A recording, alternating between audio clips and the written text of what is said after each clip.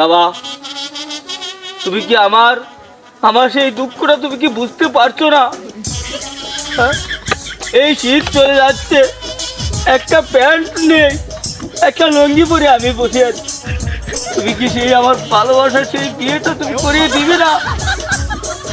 না না না না যুবরাজ, তুমি আগে বিয়ের জন্য প্রস্তুতি নাও, আগে আমাকে প্র্যাকটিক্যাল ভাবে দেখাও, তারপরে সেটা আমি তোমাকে বিয়ে করাবো। প্রত্যেকটা বাবাই তার সন্তানের জন্য বিয়ের জন্য কত কিছু করে, কিন্তু তুমি এই দেখো আমার মতো। আমি তোমার জন্য অনেক করতেছি, আমি এখনো চেষ্টায় আছি। তুমি কি শীতের রাত্রের মাধ্যমে বিয়ে করার জন্য তুমি কি সকালে গোসল করতে পারবা কিনা সেটা পরীক্ষা করে লো আগে। বাবা বাবা, এই শীত চলে যাচ্ছে, এখন যদি আমি বিয়ে না করি হয়তো আমার আজীবন কুমারী থাকতে হবে।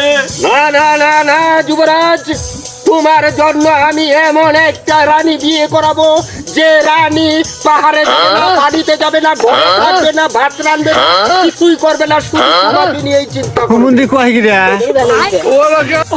আমি কিচ্ছু চাই না, আমি কিচ্ছু চাই না, শুধু একটা বউ হলেই হবে।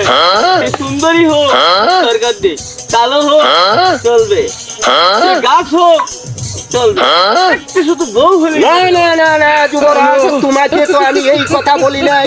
আমি কালা হোক, ধলা হোক, মেয়ে হোক, হিজড়া হোক, যেইটাই হোক, আমি তোমাকে বিয়ে করালি হইতো, কিন্তু তোমার তো প্র্যাকটিক্যাল ইন্টারভিউ দিতে হবে। সেই ইন্টারভিউটা তুমি শেষ করো নাই এখনো। আমাকে তুমি বাঁচাও, বাঁচাও। অন্তত পক্ষে শ্বশুরবাড়ি থেকে একটা শীতের কাপড় তো হলে দিত।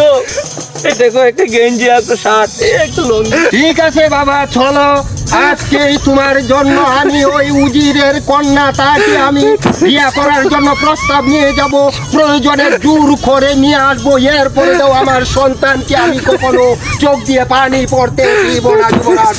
চলো।